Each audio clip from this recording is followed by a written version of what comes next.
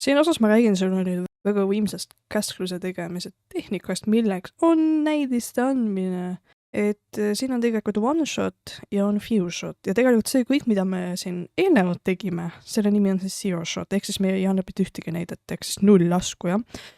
Aga nüüd ma räägin sulle, kuidas saad ühte näidet anda ja kuidas saab mitu näidet anda, kui sa annad mitu näidet, saad väga unikaalseid vastuseid. See pigem sobib sisu loomisele, ma ütleks. Ma teekski kohe näidist sihukese asjaga. Võtame ohvriks minu tehtud artiklit, mida ma tegin tegelikult ise, ma ei kasutanud GPT-abi, jah.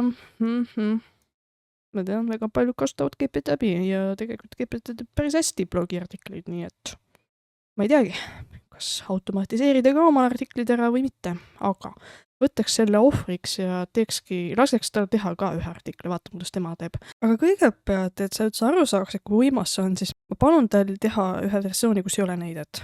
Ma lihtsalt ütlengi, kirjuta blogiartikkel teemal blablabla, okei. Nii, vaata nüüd, kuidas ta kirjutas. Nii, okei, väga jama on ju. On see asi, mis mulle siin praegu huvi pakkus, et ta teab seda tegelast. Tegelikult ma mainisin ka blogis seda, et ma natuke nagu mainis ka teda. Okei, aga nüüd anname talle näidist. Nüüd ma võtsin ohvriks oma Instagrami postitust. Ma tahan oma bränditooni näiteks sisse tuua. Mul ongi sihukene bränditoon, eks ole, ma tahan ta kirjutaks samamoodi. Ja see ongi see üks näidis siis. Et teeme esialgu one shotiga siis, et annan ühe näidis ainult. Mõtlen jälle, et okei, kirjuta blogiartikkel teemal blablabla. Ja nüüd mõtlen juurde näidist, et kirjuta sõna bränditooniga. No kirjaviga ära pole tähele, palun. Ja nii, nagu antud näide.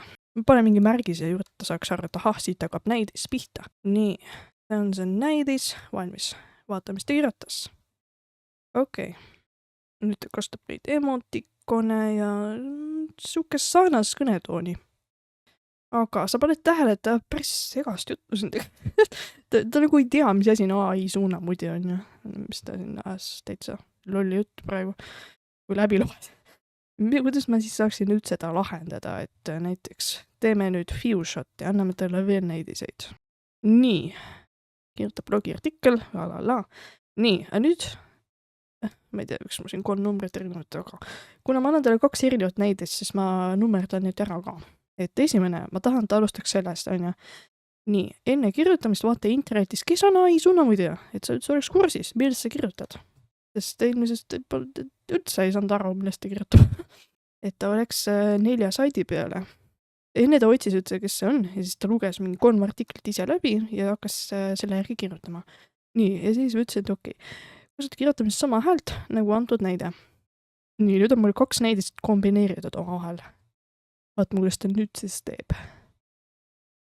No nüüd ta annab juurde, kus ta neid tekste võttis, et siin natukene nüüd on oht, et see võib mingi plagiaadi värk tulla küll tegelikult, kui sa niimoodi teed, et sa pead natukene, kui sa tõesti tahad niimoodi 1-1 ära kopeerida infot. See ei ole väga eetiline, jah. Aga sa saad seda ümber sõnastada, et see ei oleks väga plagiaadi moodi, kui sa tahad. Et sa saad mingi teise AI tööristaga või siin samas kohe, et sa palud teil lihtsalt ümber sõnastada kõike. Sa näed, et ta nüüd tegelikult kirjutas, nagu pidi, kasutas sama tooni, nagu ma talle andsin. Nüüd meil on 2 näidist olemas, et tegelikult päris hea, selles mõttes. Ja tegelikult ma võin ju siia 3. näidet ka tuua, siis. Et näiteks 3. näidis võikski olla miski, mis võtaks selle plagiaadi ohu ära. Aga okei, me ei hakka sellest räägima, siin see ei ole väga kena asi, mida teha, sa lihtsalt röövid kellelgi midagi.